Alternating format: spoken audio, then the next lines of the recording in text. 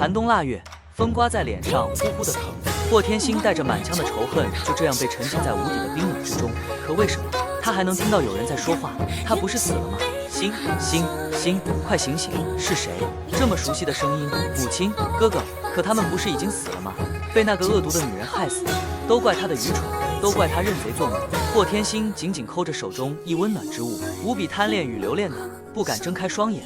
他好想他们，心应该醒了。母亲，霍天北兴奋地举起手中紧紧抠着他的小手，也不顾上面那深深的血痕。沈木秋破涕为笑，又是心疼又是无奈地掰开那白白嫩嫩的小手，握在手中，没事就好。心或许做噩梦了，这么小就经历这一幕，恐怕吓坏了。霍天北看着那几道伤痕，也不介意，宠溺地点点霍天星额头：“小丫头，快醒醒，哥哥可给你准备了灵剂的桂花膏。”霍天北熟悉的声音以及额上真实的触感，都让霍天星为之心惊，缓缓地睁开双眼。星，你终于醒了。沈木秋简瞳如水，一脸的担忧与急切，还有那个明显小了一圈的霍天北。霍天星呆了一会，突然惊恐地从床坐了起来。不，他捂住自己的头，不敢相信这是梦。可看到自己也明显小了一圈的身子，一个不可思议的想法冒了上来。他没死，还回到了过去。心怎么了？沈木秋见自己女儿又是惊恐又是兴奋的，心里忍不住担忧，手抚上她的额头，疼惜地抚着。夫人，小姐的药熬好了。门口走进来一个穿绿衣服的小丫头，大约15、16的样子，名叫绿萍。霍天星看见她，身子一颤，压下眸里的恨意，同时也彻底的清醒过来。原来他真的重生了，在他13岁这年。心，快把药喝了。沈木秋温声细语地坐在霍天星的身侧，洁白的手腕正端着那碗浓浓的药汁。母亲还活着，哥哥也还活着，真好。霍天星漆黑的瞳眸静静望着二人，硕大的泪花翻涌而出，都是母亲不好，这几日没照顾好心，疏忽了你们。不是我的错，若不是哥哥贪玩跑出去，心也不会失足落水。霍天北看见自己宝贝妹妹哭成泪人，无比的自责。霍天星只是太想念他们了，见母亲和哥哥都自责起来，突然笑了起来，接过药汤，皱眉一口气喝了进去。药很苦，却比不得前世苦。霍天星一抹嘴角的药渍，笑道：“母亲，哥哥，我没事了，你看我好好的，毕竟落了水，身子有些虚弱。你这孩子，以后可不能再这么下娘亲了，听见了吗？母亲你放心，以后我会好好保护自己，不会再让自己受伤了。您也守了我许久了，赶紧回去休息吧，我并无大碍了。他只是想好好休息一下，前世今生，他绝不能重走前世的老路。那你好好休息。”沈木秋为他掖紧被角，嘱咐了几句，留下绿萍照顾他。吱呀一声，门被合上，房内静谧无声。可不过片刻，床上紧闭双眼的霍天星再次的睁开双眼，天真良善已不在，深黑的瞳孔里满是仇恨。沈若秋、霍天宇，这一次他定要让他们血债血偿。想前世，他一直以为自己的母亲是因为生了他才体质不好，在母亲过世后，他痛苦了好一段时间。紧接着又是哥哥染上瘟疫，在庄子上被烧得尸骨无存，他也因为这一连串的打击，变得胆小懦弱，任由沈若秋母女的欺负。可万万没想到，这一切都是他们的算计，毒害他的母亲，烧死他的哥哥，甚至最后得知他与九皇子的婚约，那个蛇蝎女人竟生生将他溺死在冰冷的井水之中。霍天星恨年仅13岁的小女孩，从床上慢慢的坐起来，他走下床，打来了梳妆台上的一个圆盒子，从里面挑出一只白玉簪，缓缓地带入了自己的袖口。有一抹光从窗缝透过来，照耀在女孩的脸上，晶莹透亮，尤其一双如黑葡萄般的大眼，带着不符合年龄的沉静，静谧的像一抹深潭。霍天星的病好得很快，不出几天便活动自如。因为落水生病，已经好久不曾去拜见霍老夫人，前世不曾讨得老夫人欢心，今生可不能如此愚蠢了。可当他走到老夫人院落时，这才发现沈若秋与霍天宇居然也在。瞧见霍天星，霍天宇忙迎了上来，牵着霍天星的手，一副良善的模样。妹妹大病初愈，怎么不好好休息？霍天宇和霍天北同岁，都比他年长3岁。此时的霍天宇已经出落得窈窕有致，一身明黄的衣衫格外的娇媚，尤其是一双杏目像极了沈若秋，玉宇含羞，当真是美的。只不过霍天星并没有正眼看他，从他紧握的手中抽出了手，盈盈地朝着霍老夫人行了一礼：“孙女给老夫人请安。”霍老夫人对霍天星这个嫡女说不上喜欢，可也顾及着她的身份，点点头，慈祥道：“新丫头，身子刚好，不用那么多讲究，快起来吧。”谢老夫人。霍天星笑着抬头，心知霍老夫人偏爱霍天宇，不过他也不介意。霍天宇见这个一向温吞的妹妹有意无意地忽视自己，心里那莫名的恨意渐渐地滋生了出来。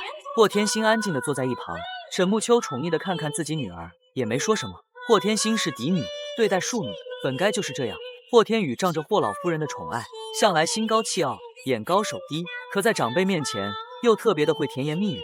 几人寒暄着，沈若秋时不时看看霍天星，心里疑惑，总觉得这丫头今天似乎有了什么变化，可又说不好。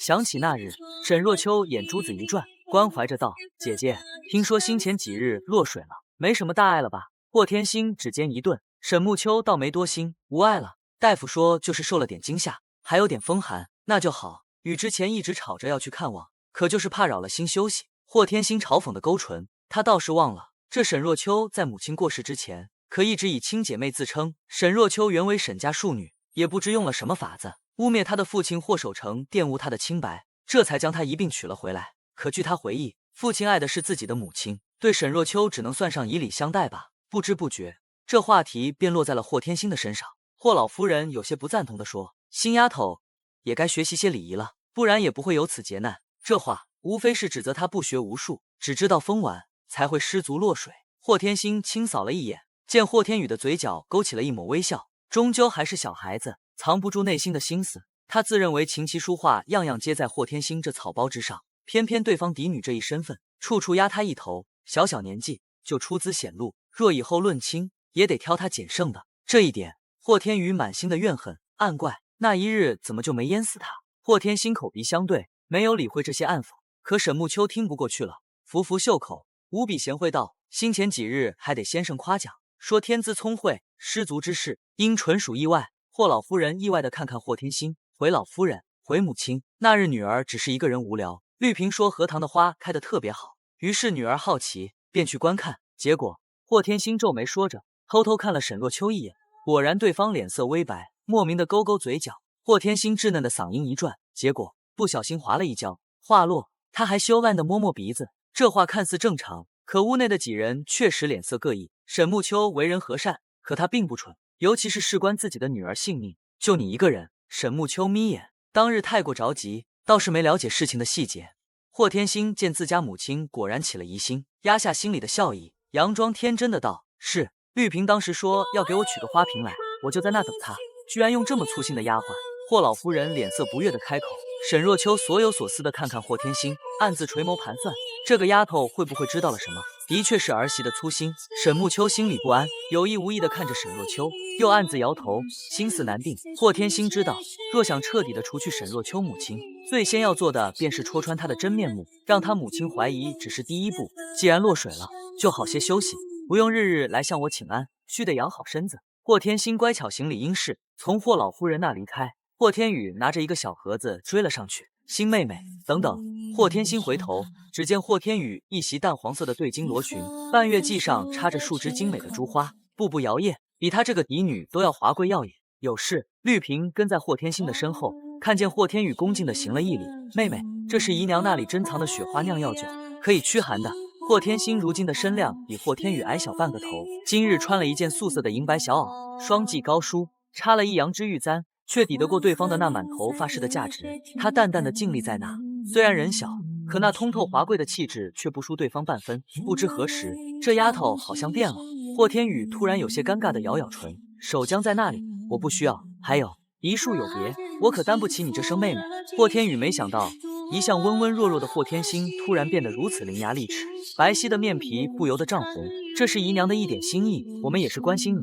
霍天宇的语气不由得高了些，到底还是年龄小，和前世处处压制自己之时相比，还是稚嫩了些。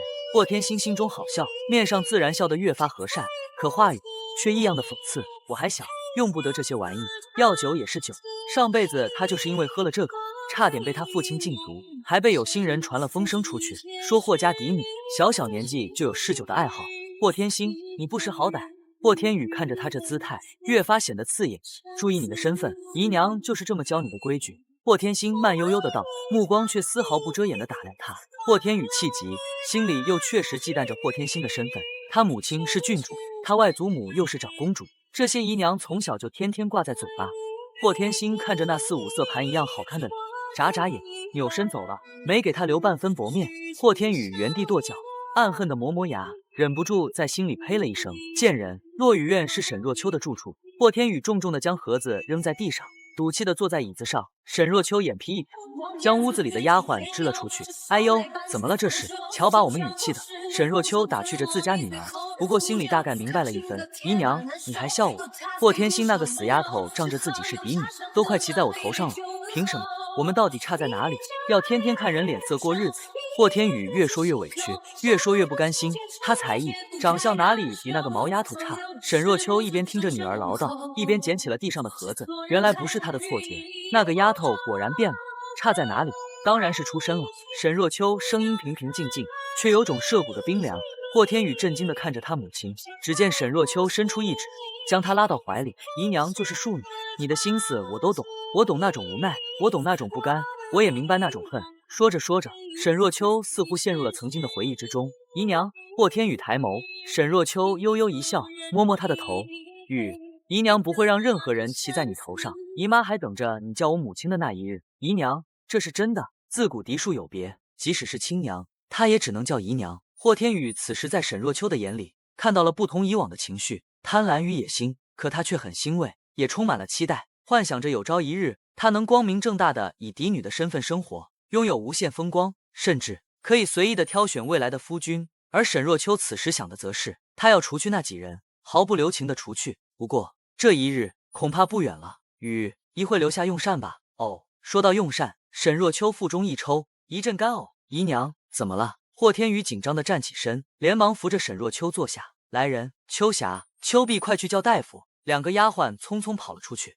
而沈若秋则是所有所思地算了下日子，随后眉色一喜，雨，不要紧张，姨娘无碍。霍天宇毕竟年龄还小，知道沈若秋悄悄告诉他，或许是有喜了，他才惊讶地捂住唇，连忙弯下身子，兴奋道：姨娘，我们要快去告诉父亲，若您此时真的有了，还是一个男娃娃，那以后，嘘。沈若秋此时也是满脸杏色，制止了霍天宇接下来的话，先让大夫把脉再说。霍天宇笑着点头。不出一刻钟，两个丫鬟果然将一大夫带了过来，一位留着骨子的中年男子，几人紧张的等待中。大夫点点头，果然被确认为有喜了，恭喜这位夫人，您已身怀有孕1个月余，太好了。霍天宇是真的高兴，连忙让丫鬟打赏。秋霞，父亲在哪？霍天宇想将这个消息禀报给父亲，询问道：老爷刚刚回来，去书房了。秋霞认真的答。秋霜已经将大夫送了出去。姨娘，我们快去告诉父亲吧。刚刚在霍天星那里吃了亏，霍天宇恨不得现在就搬回来一程。沈若秋点头，面带荣光去寻霍守成。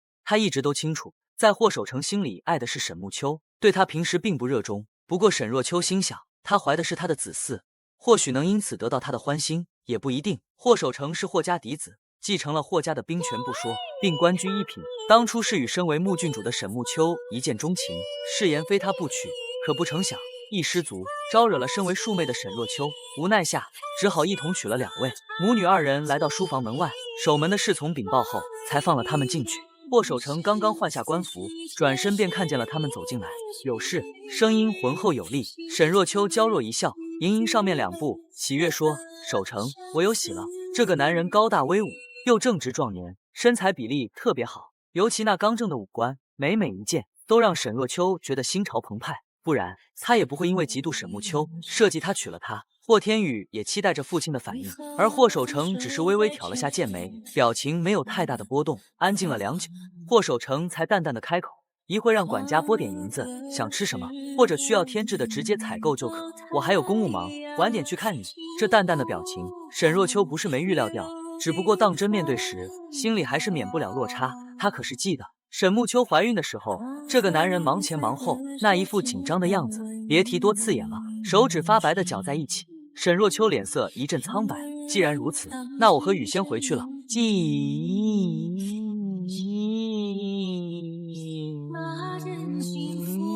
霍守成看也没看他一眼，沈若秋得体的笑，僵硬在嘴角，拉着霍天宇离开。娘，回去的路上，霍天宇心绪难平，什么也不用说了。沈若秋声音无恙，可霍天宇似乎听出了那咬牙切齿的恨意。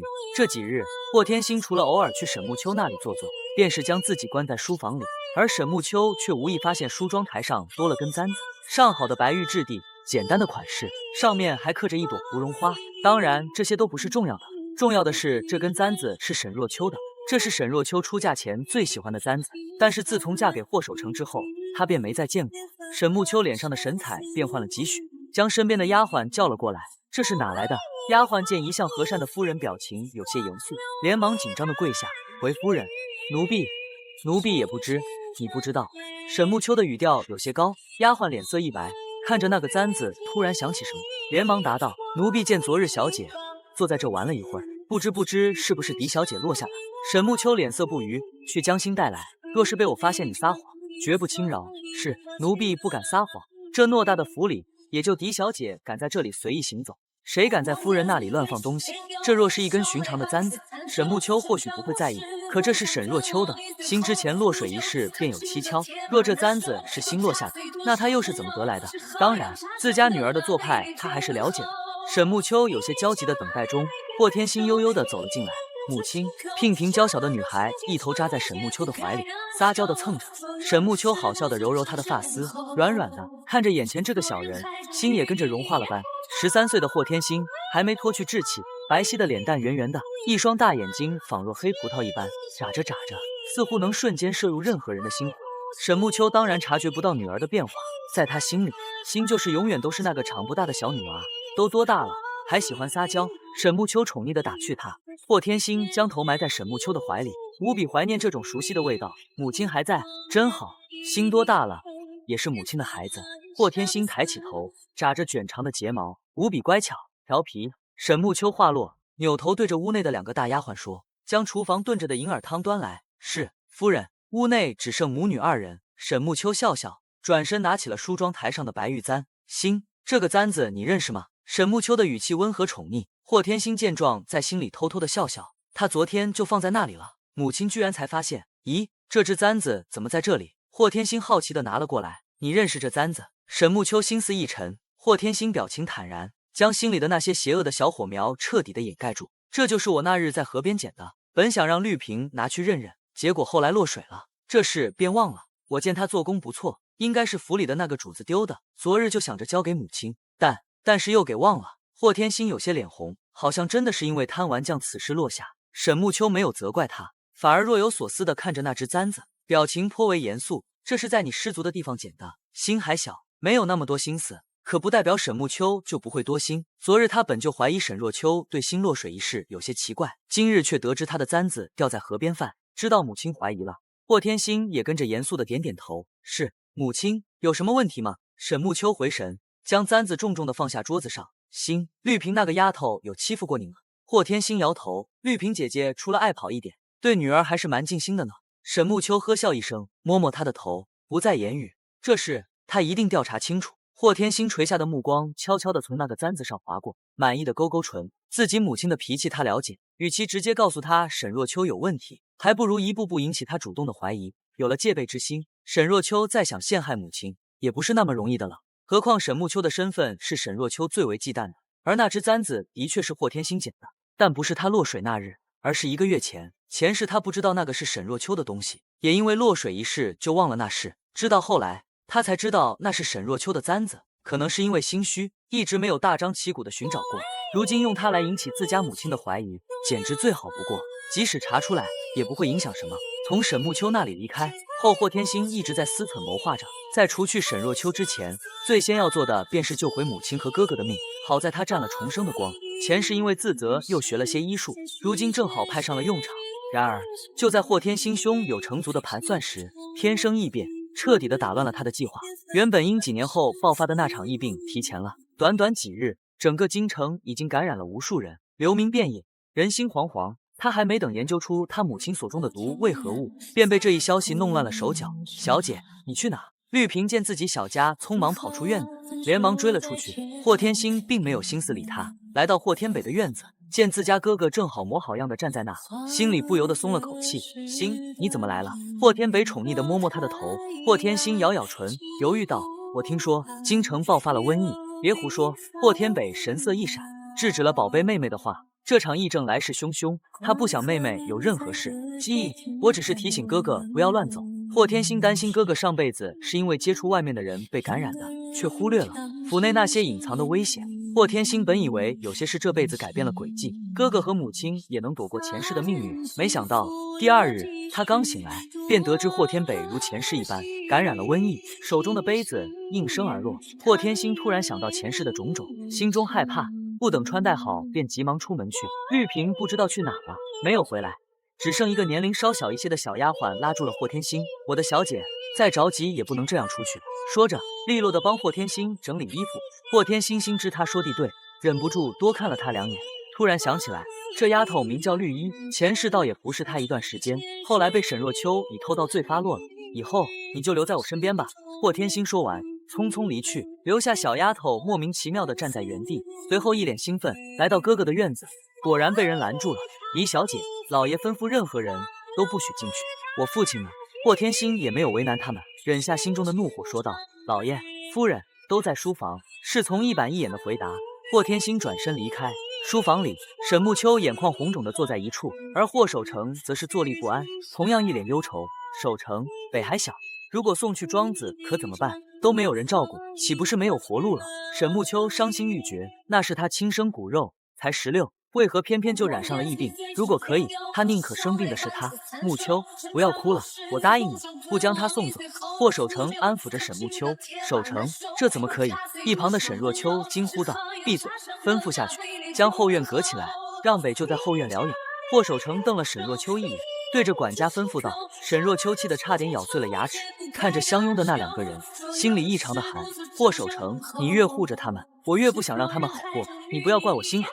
霍天星匆匆赶来的时候，正巧遇到管家去办事，听说不会将哥哥送去庄子，而是将后院围起来，心里松了一口气。不过很快他又变得不安，记得前世似乎也有这一幕，可最后哥哥还是被送去了庄子。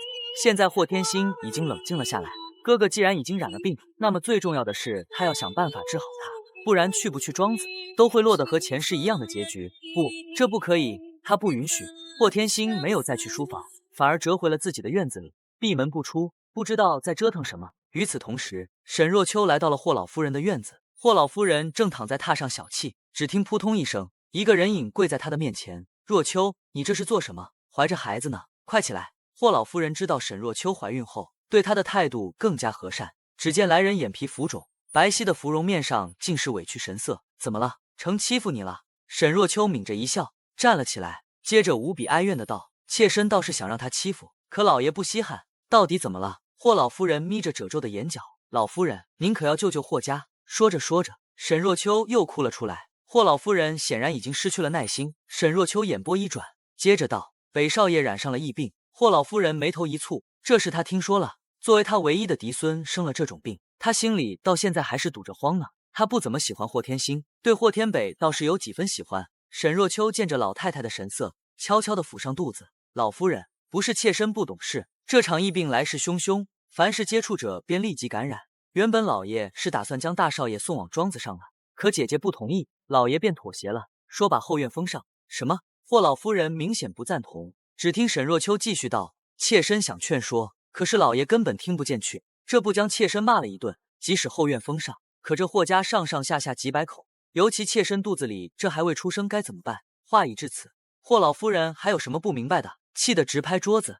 糊涂，糊涂！你先回去，我去说，他要是有本事，就把我这老太婆也骂回来。沈若秋连连点头，并嘱咐霍老夫人千万别动气，气坏了身子。可对方哪听得进去？心知这事成了，沈若秋娇柔地擦擦眼泪，眼里浮现一抹恶毒，转身出去了。如霍天星所猜测的那样，在霍老夫人的打压下，霍守成最终不得不同意将霍天北送走，送到霍家的庄子里去养病。这一去，能不能回来，谁也说不好。霍天星接到消息的时候，镇定的勾唇一笑，在房间里寻了一个早就准备好的面纱，戴上，走了出去。小姐，你去哪？绿衣和绿萍好奇地问。霍天星意味不明地看看绿萍，悠悠地对2人吩咐说：今日起来，我觉得身子烫得很，我去找母亲。话落，绿萍惊吓得连忙朝后退，而绿衣则是傻乎乎的要去摸摸霍天星的额头。我可能要离开一阵，你们好好守在这里。霍天星躲开了绿衣的手，推门离去。绿萍果然留不得了，不过眼下的事要紧。沈暮秋的院子是正院，这几日霍天星忙着捣弄那些药方，倒是忽略了他的母亲。不过霍天北下午就要送走了，他必须要跟着一起去才行。小姐来了。沈木秋身边的嬷嬷看见霍天星，立马迎了进去。母亲。沈木秋正靠在软榻上，一脸的憔悴，看见霍天星，眼眸亮了一些。还好他女儿没事，不然他真的活不下去了。星为何不待在院子里？如今疫病蔓延，能不走动还是不要走动的好。母亲，听说哥哥下午就要送走了。霍天星隔着面纱说。沈木秋虽然好奇女儿为何戴个面纱，可听到他说的话，再次暗自神伤了起来。这场疫病据说死伤无数了，他清楚，北这一走，或许10有8九是回不来了的。每想到这里，心就像被人挖了一块的疼。霍天星知道沈木秋难过，或许会承受不住他接下来的话，可这件事他必须去做，不然他的哥哥怎么办？母亲，我一会和哥哥一起去庄子。你说什么？沈木秋的语气急了起来，一把掀掉霍天星的面纱，当时惊呼一口气：星，你……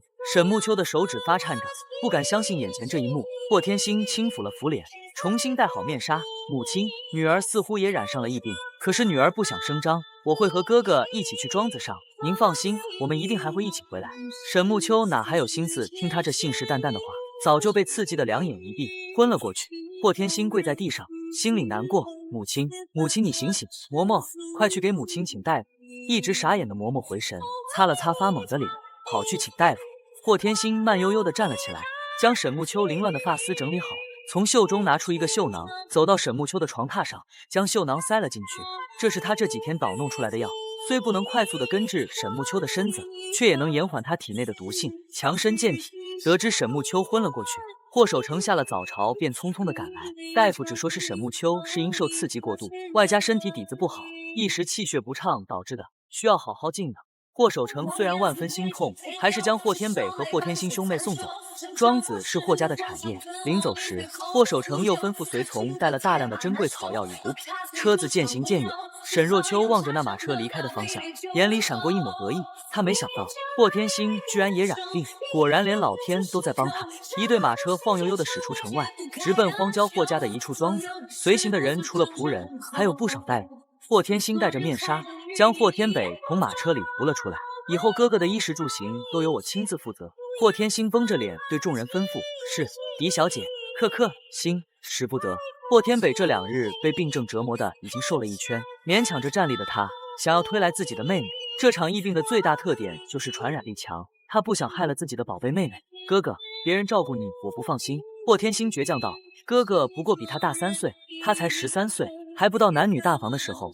霍天北犟不过他，又实在没有精力，只能在心里暗怪是他连累了霍天星，将霍天北安顿好。霍天星又检查了一遍，见没有任何不妥，才稍稍放心。不过也是在这时，他突然发现自己头晕的厉害，摸摸额头，发觉自己果真也感染上了疫病。因为前世也发生过疫病，霍天星清楚，这场疫病的主要症状便是发烧、昏迷不醒，少则3、5天，重者半个月便夺人性命。霍天北在药物的维持下，只是偶尔才能清醒，若他再倒下，他们兄妹2人可就真的回不去了。霍天星没有立刻休息，反而命人将那些药材都搬了下来，按照前世的回忆，一样一样的配着药材。狄小姐懂得医理，随行的一位老大夫见状，有些不可置信的看向他。霍天星晃晃眼睛，谦逊道：小女只是喜欢看一些医书，这倒是真的。前世自从哥哥和母亲离世以后，他便专心的潜入医术之中，一是麻痹自己，二也算是消遣吧。他总觉得，如果他拥有绝世的医术，那么母亲和哥哥是不是就不会死？可还没有所成就，便被沈若秋那个贱人生生溺死了。先生，您觉得这副药方怎么样？霍天星从那些药箱里挑出几味药，一一的摆放好。老大夫抹着胡子看过去，玄参、决明子、地骨皮饭。咦，丫头，这些药可都是具有清热解毒的功效，不过这灵芝又是大补之物。大大夫匪夷所思，最后眼眸一亮，恕老夫眼拙，这药方可以一试。这场瘟疫的症状正是高烧昏迷，导致5脏6腑血肿出血，最后不治身亡。霍天星倒是没有那么激动，这药方好是好，不过缺少了一味药材，但刻不容缓，只能先控制住再说了。大小姐果真神人，老大夫激动地说。霍天星谦虚地笑笑，老先生，吩咐下去，先将这几味药材拿去，多熬些药，让庄子上上下下的人都喝些，有病治病，没病的预防，毕竟未来几日还需要不少人手的。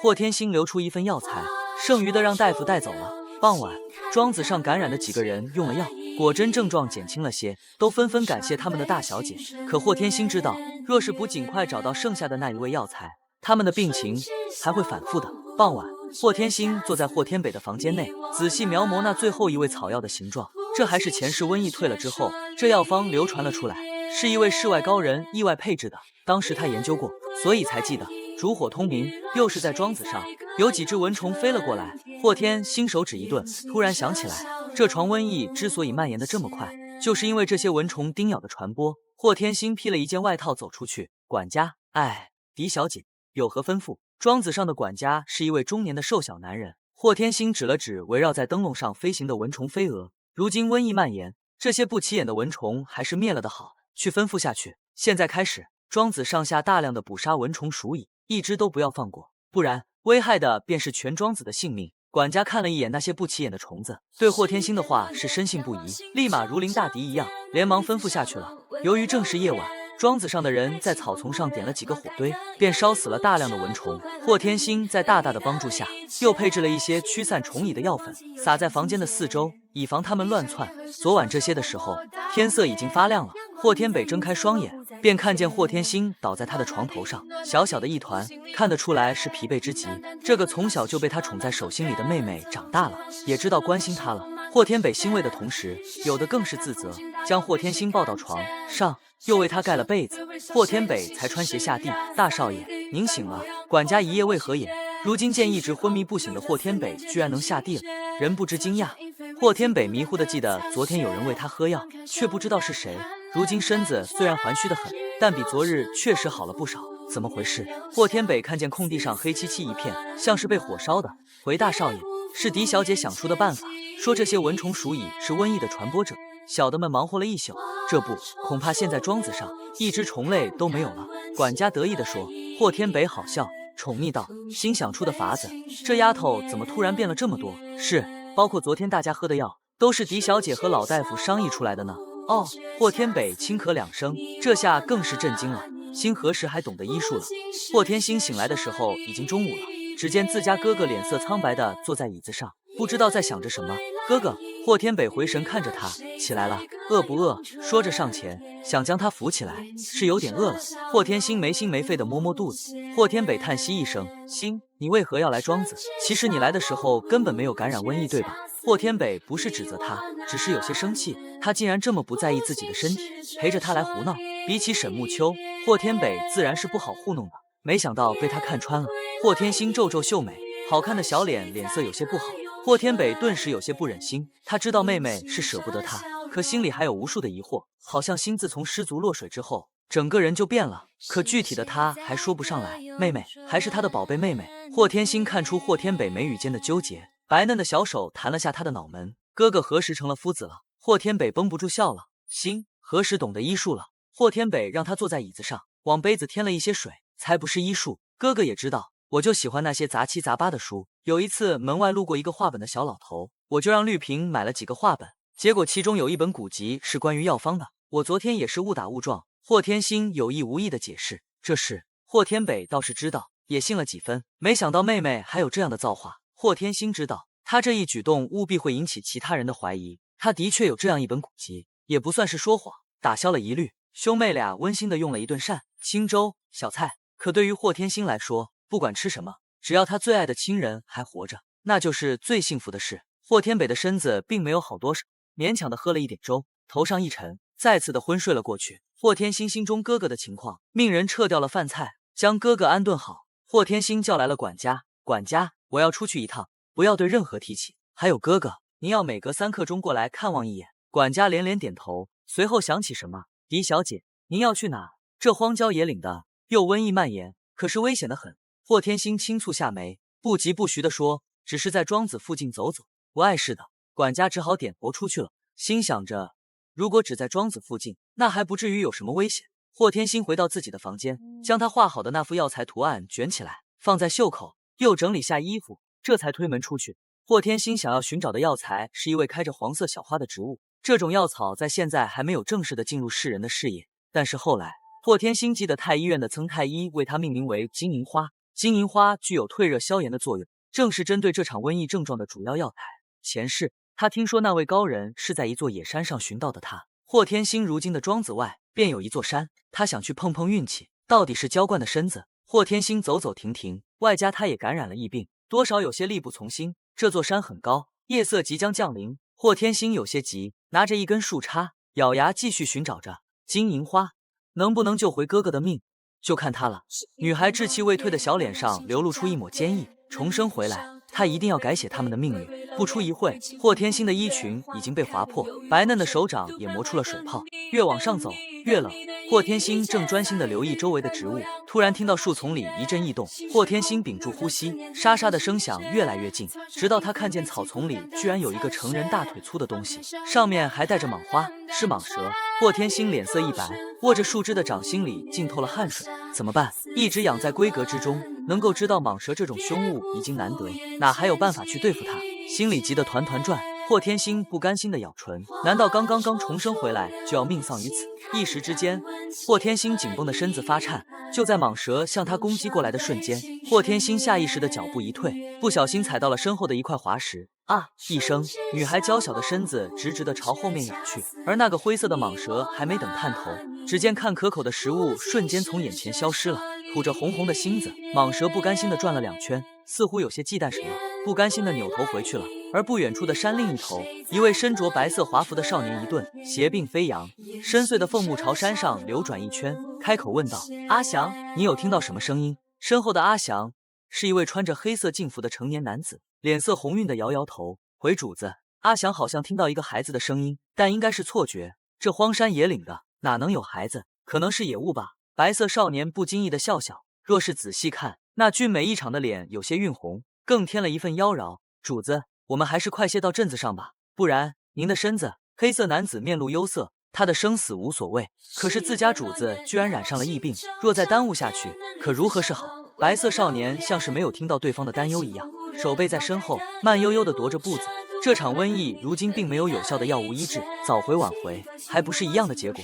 与其让母妃担忧，还不如消失在这无人知晓的荒野之中。阿祥，你先离开吧。温润的声音带着特有的沙哑，在这荒山之中带着一份释然。阿祥立马跪地，是属下保护主子不利，只要能换回主子的性命，阿祥万死不辞。这是做什么？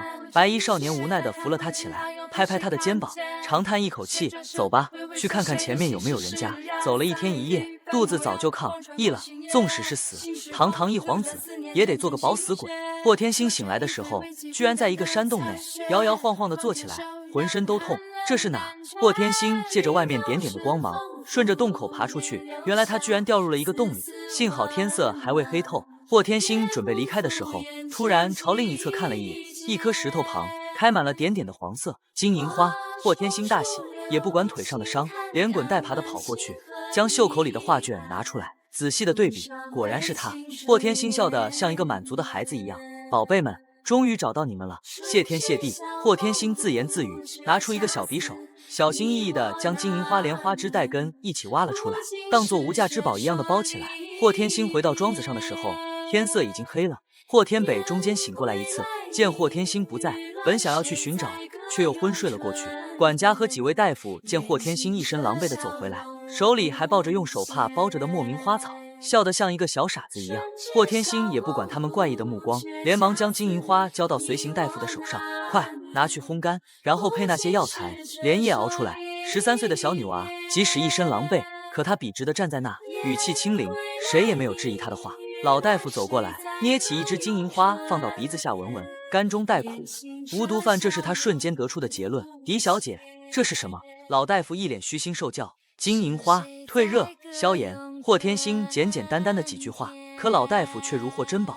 金银花，老夫还一直在琢磨，之前的药方不能达到根治，问题是出在了哪里？原来狄小姐早就心中有数，了不得。老大夫如今在看霍天星，那简直就像天女下凡一样的童女，眼珠子都放着光的。终于将这金银花寻来，霍天星也是高兴的，顾不上身体，随着众人一起去熬药。经过这一日，庄子上又感染了不少居民，在天快亮的时候，药熬成了。霍天星为霍天北服了药，自己也喝了一碗，外加太过疲惫，就在霍天北屋子里的小榻上睡了过去。浑圆的太阳升起又落下，庄子上炊烟袅袅，到处弥漫着朴实的烟火气息。霍天星的症状比较轻，一副药下去，已经药到病除了。而霍天北则需要多服用2日。狄小姐了不得，昨日庄子上的人服用了您熬好的药后，基本都能下地了。这不，有几家已经开始干活了，这是他们送来的谢礼。咱们庄子今年丰收的效果不理想，不过这也是他们的一点心意，希望您收下。霍天星望过去，只见地上摆满了农家的水果与食物，好笑的摇摇头，替我谢过他们，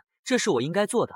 他们身为霍家的下人，理应得到照拂，管家钦佩。这狄小姐果然有大将之风，母亲魏穆郡主，外祖母是长公主，这出身名门就是不一样。霍天星倒是没在意她怎么想，如今的状况很是明朗，心里也开始担心起自己母亲的情况来了。犹豫再三，霍天星准备修书一封，上面写明了他与哥哥的身体已经好转，再休养几日便可以回京了。希望母亲看见这封信能够放心。霍天星将信交给管家，并吩咐他要亲手交给绿衣，再直接交给母亲的手上，这中间千万不能经过其他人的手。通过这几日的观察，霍天星觉得这位管家是个老实可靠的人，放心让他去办。经过调养，霍天北的身子也好了起来。兄妹二人准备留在庄子上休养几日，回去务必还有一场硬仗要打。星，这次哥哥能大难不死，都是你的功劳。霍天北恢复了往日的俊逸神采，宠溺地摸摸霍天星的小脸，水嫩嫩的，别提多有手感了。霍天星硬着头皮，心里默默吐槽自己哥哥这一恶趣味，又只能装作乖巧的答：是哥哥福大命大。小丫头，霍天北弹了下他的额头，转身拉着他进屋。为了奖励你，哥哥给你做一只纸鸢鸢。他可是知道自己妹妹最喜欢什么。霍天北无语，他早就过了那个年龄好吗？不过看着此时还有些稚气的哥哥，心中一酸，佯装开心的配合着。这辈子他绝不允许任何人伤害他的亲人。哥哥，那日我明明吩咐你不要乱走，你怎么不听话？霍天星趴在桌子上，支着下巴看着他。霍天北正描摹着纸鸢懂的图案，突然手一顿，回忆说：哥哥哪有出去？你走之后，我便一直在看书，结果睡了一觉便染上了疫病，或许是感染了风寒，才过了病气。霍天北手中的笔未停，分析说：如果没经历过重生，霍天星恐怕不会多想。可此时他却心里一恨，哥哥从小就文武双全，并不是病秧子，怎么可能不出门就染上疫病？想来上辈子这个时候，沈若秋就已经想要对付他们母子三人了，先是毒害母亲，又是陷害他落水，还将哥哥染上瘟疫。可是不对，上辈子的疫病明明晚了几年，这其中有什么艺术？霍天北画的是一个鸟巢，霍天星的目光落在上面，扑哧笑了一声：哥哥，你画的是什么呀？霍天北神秘的挑挑眉：是麻雀窝。霍天星嘴角抽抽，可看见画面上有一只毛茸茸的小鸟时，突然眸色一变，是不是沈若秋怀孕了？霍天北停下笔，看着他突然冒出的这句话，怎么说话的？好好的提他做什么？礼数归礼数，但霍天北明显不喜欢那个女人，装腔作势的，可能男孩子都早会一点。霍天北尴尬的笑笑，解释说：我只是担心母亲，我们兄妹不在，不知道会不会有人欺负她。他敢？霍天北神色一冷，随即眯着眼看向自己的小妹：星，你是不是知道了什么？还是原来不是他的错觉？小妹自从落水以后，好像就对那个女人厌恶了些。霍天星转转眼珠，也没准备瞒着霍天北，支着下巴说：其实我那天落水前，好像看见了沈若秋经过，不过我没敢说，一是没有证据，二我是怕母亲不悦。哥哥你要替我保密。霍天北一听，脸色当时变了，他自然是相信妹妹的。那他看见你落水没有？我不确定。霍天星绞着小手，似乎有些不安。霍天星拧着眉毛，握住了霍天星的手：星不怕，回去哥哥替你收拾他们。不，哥哥，你是男子汉大丈夫，父亲和父子们都说你以后是要有大作为的。我这么说，只是想提醒哥哥，以后我们都防着他们一些。后院的事情由母亲和你妹妹我自己搞定。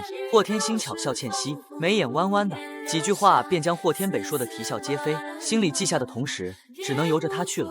这几日，庄子上的工人坚持着捕杀蚊虫，干净的草地上果真一个生物都看不见，青草依依，空气甜香。兄妹二人像寻常家的姐弟一般，放着纸鸢。霍天北站在前面跑，霍天星负责在后面催。这一幕看得管家与几位长工羡慕不已，年轻真好。看着这一对兄妹，一位身姿挺拔，眉清目秀，一位娇小玲珑，气质不俗，想来不久后都会有非凡的成就。大难不死，必有后福，这句话的确不假。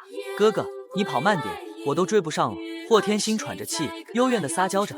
霍天北似乎好久都没逗他了，故意绕了2圈，才停了下来。霍天星一着急，哎呀，哎，纸鸢！只见长长的绳子突然缠到了树上，纸鸢也越飞越高。霍天北不好意思地摸摸鼻子，暗道自己幼稚，居然逗起妹妹来了。星，等着，哥哥给你拿回来。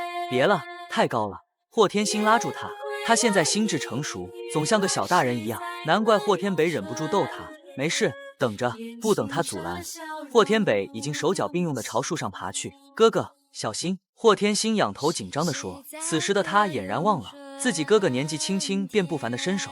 霍天北心中暖暖的，将纸鸢拽回来的时候，正准备一跃而下，却突然顿在了那里。哥哥，怎么了？霍天星好奇地望过去，什么也没看见。霍天北跳下来，将纸鸢交给妹妹，吩咐她回去。可过霍天星不肯，无奈霍天北拉着他走过去。只见树的对面河岸上躺着2个人，这里正是他们庄子的边缘，应该是染上了瘟疫的，看样子不像庄子里的人。霍天星也点点头。那2人一黑一白，尤其那位白衣男子，即使离这么远，依旧能看见那质地非凡。要不让管家来处理吧。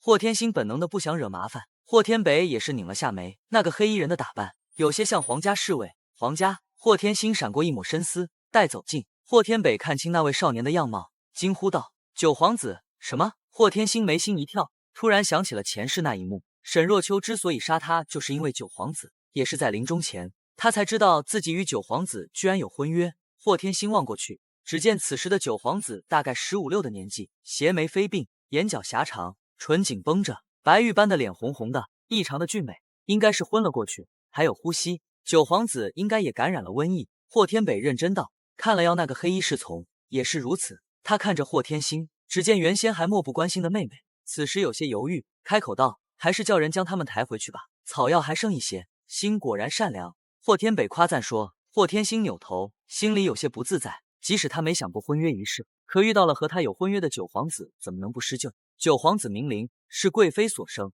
从小就天赋异禀，又生得好看，所以当今皇上格外的宠爱他。对于九皇子的印象，霍天星只停留在前世，听说他嚣张恣意，游戏人间，纵然皇上有心将皇位传给他，可他却无心在上面。直到他快被害死之时，才听闻这位一向不问世事的九皇子性情大变。后来的事他自然也不知道了。明灵在醒过来的时候，觉得口渴难耐，他费力地睁睁眼皮，突然发现身侧有一毛茸茸之物，还不等大怒，抬手便发现是一个小女孩，大约10来岁的样子，鸦羽般的墨发梳了2个髻，上面点缀着2个花翎，似乎用兔子毛做的，正顶着他的脸。明灵突然觉得有趣，没想到他还能活过来，是这个小丫头救了他，没有急着叫醒他。明灵顺着目光望下去，只见女孩的脸如他见过最好的羊脂玉一般，光滑的没有一点瑕疵，黑黑的睫毛卷翘，殷红的小嘴抿着，好可爱的小女孩。某人的心里软了软，忍不住伸出手在对方那个挺翘的小鼻子上捏捏。这种窒息的感觉让睡着的霍天星心惊，骤然睁开了漆黑的眸子，漆黑的射人般的凌厉，对上那双瞳孔，明灵心惊。霍天星也看清了这个罪魁祸首，一张放大的俊脸，凤眼邪魅，对方的手还停留在自己的脸上。霍天星怒，一巴掌挥了下去。登徒子！明灵捂着胸口笑，看着眼前这丫头故意的板着一张脸，她越笑越夸张，实在太好玩了。不过13岁的小女孩，居然一副被轻薄的样子，可霍天星又长得实在好看，明灵只觉得特别可爱。笑什么？霍天星没想到年少的九皇子果然如前世的传闻一般放荡不羁，但是又顾忌着对方的身份，不敢太过分。九皇子止住了笑，温和的目光望向他，小丫头，是你救了本救了我。霍天星眨眨眼皮，点头说：没错，确切的说，是我哥哥救了你，他可不想邀功。明灵的目光转了转，没错过霍天星的任何动作。你知道我是谁？九皇子看着他，霍天星无奈，伸手指了指明灵的腰间，上面挂着一玉佩，金丝墨翡，质地水润，正面刻着一个九字，背面雕刻的是龙纹。能佩戴得起这种玉佩的只有皇家人，而这个九字自然是指九皇子。明灵没有想到这个丫头如此聪慧，不禁正了正神色，这才发现看着简单素净的女孩身上所佩戴之物皆不是凡品，想来也是哪个官员的亲眷。小女是京城霍家嫡女。霍天星因与哥哥皆感染了瘟疫，才来这庄子上休养。哦，是霍家人。明灵似乎想到什么，看着霍天星的目光里多了一分莫名的神采。霍天星被他看得毛毛的，也不知道这个不按正常套路出牌的九皇子在打什么主意。你们给我吃的药是哪里来的？明灵心知他昏迷之前，他已经病入膏肓，看样子这兄妹二人有针对这场瘟疫的药方。霍天星语气波澜不惊，看着诚实的说：“当然是大夫开的。”明灵伸手握住他，语气有些急切道：“带我去见他。”霍天星看着这个动手动脚的九皇子，心中无奈。九皇子，我带您去，你能松开我吗？呵呵，人不大讲究的还不少。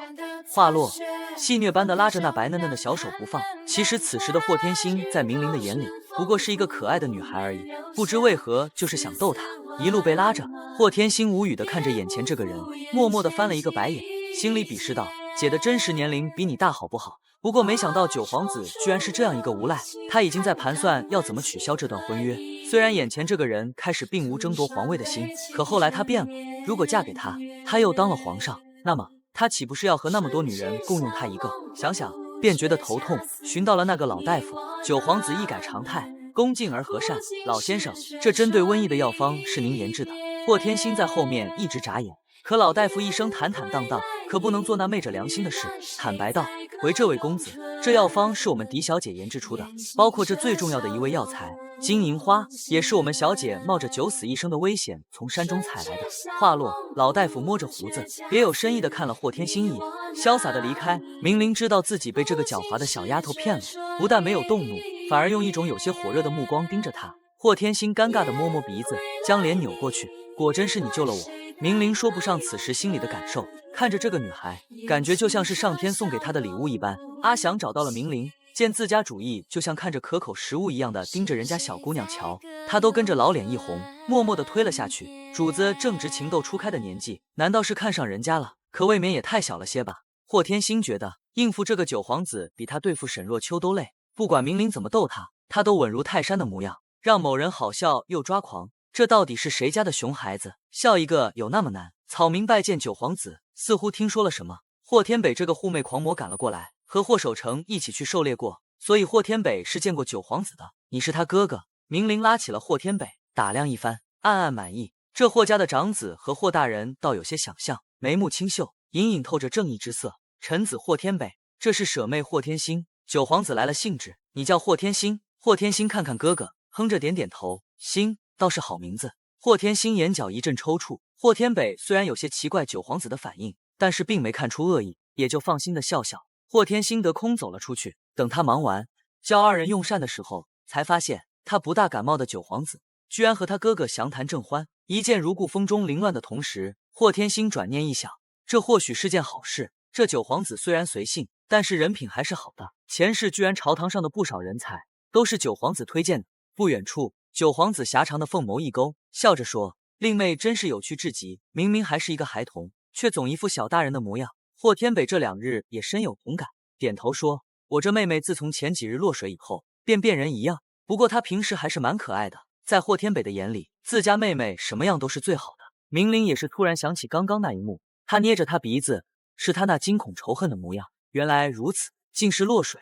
这高门大户的内院之事，谁也说不好。一向没心没肺的九皇子没发觉，在想象那一幕时，竟有一丝心疼划过。我想把令妹这药方呈给皇上，或许能救更多的人，也不一定。霍天北欣喜，这利国利民的好事他当然不介意，不过这是新的功劳。九皇子，这是新的功劳。在草民昏迷时，新为了寻金银花差点丧命，他虽然还小，不过却是非常有主见。九皇子看着不远处的那抹身影，勾唇一笑，那当然，肯定要征得新姑娘的同意。不知不觉，九皇子已经将对霍天星的称呼从小丫头改成了新姑娘。用过晚膳，九皇子就黏在霍天星的身后。霍天星不满地瞪着他：九皇子，您身子还有些虚弱，需要好好休息，我有话想和你说。明灵这会的声音格外好听。霍天星怔怔地看着他，差点被对方妖孽的样子迷惑。什么事？霍天星扭过脸，若仔细看，耳根还有些红晕。明灵愉悦地勾勾唇，开口说：是这样的，我想把你的药方呈现给父皇。如今疫病蔓延，或许这个药方能解救这场危机。霍天星看着他，光影下的少年特别的俊美，经过1天的疗养，面色已经恢复正常人的红润，或许也是习武之人体质的关系。总之，这样的九皇子特别的吸引人。霍天星本来的目的只是想救回哥哥，如今哥哥无恙，若是能救更多的人，他并不介意。思虑了一周，也不过片刻的功夫。霍天北点点头，好，我这就把药方抄给九皇子。明灵欣慰，眼里的欣赏越发浓郁。这果然是一位特别的女孩。经过一夜的调养，九皇子和阿祥早已无恙。由于心系着京城子民，想快点把药方递交皇上，九皇子决定下午便启程回京。霍天心和霍天北也决定和九皇子一起回京。一路上有霍天北这个护妹狂魔在，九皇子有心无霍天心接近，越不得空，无数次嫉妒地看着那兄妹二人，眼波流转，不知道在打什么主意。阿祥也是无奈地擦擦不存在的汗，替自家主子头疼。不过这霍家大小姐实在特别的狠，也难怪自家主子喜欢，多么可爱的小女孩，就是太冷淡了点。进了城门，九皇子告辞他们一步，先行进宫，有空我去看你。明灵笑得灿烂，朝霍天星摆摆手。霍天星嘴角僵硬的笑笑，客气了一句：“九皇子路上小心，若可以，他才不想见他。”两抹人影迅速的消失。霍天北打量了一眼自家妹妹，语气中肯地说：“九皇子为人还不错。”霍天星待了2年，脸迅速一红：“和我有什么关系？我什么也没说。”霍天北只是想逗逗他，说完尴尬的摸摸鼻子，觉得这样的心格外有趣。霍天星直觉自己的哥哥和那个人相处了2日，似乎连带着变坏了。那车慢悠悠地行驶着，另一头的九皇子已经快马加鞭地赶到了皇宫御书房。当朝圣上正一筹莫展，这场瘟疫已经蔓延多日，人心惶惶。可太医院那头还没有研究出方案，就连宫中都有人接二连三地感染了瘟疫。若这样发展下去，城中岌岌可危。可有酒的消息，皇上一身明黄的龙袍，可却掩不住眼底的憔悴。身旁的总管太监摇摇头，刚要回答，便听门口传来的喧哗，说曹操就到。一直惦记的九皇子回来了，快传，皇上忍不住心塞，儿子拜见父皇，吾皇万岁万岁万万岁，快请起。皇上一张溺爱九皇子，连忙走下龙榻，将明灵扶了起来。见少年虽然风尘仆仆，却安然无恙，总算放心了一些。九皇子此时心急，也顾不上平时的那些毛病，接着说道：“父皇，儿子有重要的事情禀报。”哦，皇上心中微沉，本能的以为是不好的消息，没想到明灵眉宇一扬，兴奋地从怀中拿出一物，回父皇：“臣前几日视察途中感染了瘟疫，本以为会再也见不到父皇和母妃，没想到却意外获救，并讨到了可能医治此次瘟疫的药方。皇上听闻，这心也跟着七上八下的。听说他无事，还得到了药方，龙心大悦。这是真的。”皇上不可思议地想接过药方，旁边的太监却抢先接了过来，过了自己的手，再交给皇上去。宣太医，皇上对于九皇子的话向来深信不疑，看着这一张薄薄的纸，仿佛承载了万千的希望。老九，这药方是如何得来的？在去宣太医之时，皇上忍不住询问道。明灵浅笑，如实回答：是臣当时病重，恰巧昏迷在霍家的庄子外，这份药方便是霍家嫡女霍天心研究出来的，霍守成的女儿。皇上有些不可置信，据他所知，霍爱卿的儿子和女儿年龄并不大。没错，父皇，正是霍天心在一古籍中借鉴而来，年仅13岁。皇上惊讶，随后又哈哈大笑。霍守成生了一个好女儿，若是这份药方真的能控制这场疫情，那么对霍家来说，绝对是大功一件。13岁的女娃娃，皇上默默念叨，突然想起什么，看着明灵哈哈一笑：九可知道这霍天心与你是什么关系？明灵一愣，什么关系？他只知道霍天心的母亲是长公主的女儿，也是他的姑母。可他想歪了。皇上轻咳2声说道：这事本想晚一些告诉你，不过既然你们有此缘分，说了也无妨。这霍天心与九你可从小就定了婚约，这事只有你母妃和长公主知道。长公主身份尊贵，就连他这个皇上都要给几分薄面。明灵看着自己父皇那遮遮掩掩的神色，眉心一跳，嘴角却忍不住勾了起来。原来这小丫头与他还有这层关系，这事不要告诉你母妃。皇上又补充了一句，随后一本正经地坐在龙椅之上，急待地等着太医的到来。明灵明显已经心不在焉，脑中再次浮现那张故作成熟的小脸，心中有种悸动。之前他只是觉得喜欢，并未深想，如今得知那个小丫头居然是自己的未婚妻，竟有种不真实的感觉。从未想过成亲之事，不过若是对象是他，似乎并不排斥，甚至还有些期待。明灵的胡思乱想中，太医院的一行人匆匆而来，他们已经拿到了药方。为首的曾太医跪地叩首，微臣恳请皇上让微臣见一见研制药方之人。其他人也激动的效仿，想他们这些老头子战战兢兢的研究了数日吗？也没有得出结论。如今看见这个方子，可谓是眼前一亮。尤其其中一位没听说过的药材，爱卿们请起，不知你们可得出什么结论没有？曾太医见九皇子也在场，起身行了一礼，厚重的蓝色官服一板一眼，启禀皇上，微臣们商议这个药方可以一试，只不过我们对其中一个药材不甚了解，市面上并没有出售，所以想要引荐一下这么研制药方之人。曾太医等人都认为这药方应是一位世外高人所制，可没想到九皇子接下来的一番话，差点让他们惊掉了下巴。回父皇，臣这就去把霍天星接进宫。霍天星，众人疑惑，皇上悠然一笑，想必诸位爱卿想象不到，研究出这个药方的正是霍守城的嫡女霍天星，13岁的女娃娃，鸦雀无声。众位太医，你看看我，我看看你，皆是不敢说话。去吧，若是这药方真的能拯救我大朝百姓，那么朕必定重重有赏。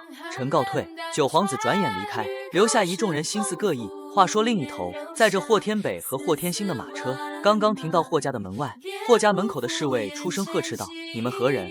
这里禁止停靠。”霍天星秀眉一拧，望着这些生面孔，出声呵斥：“谁给你的胆子？本小姐也敢拦？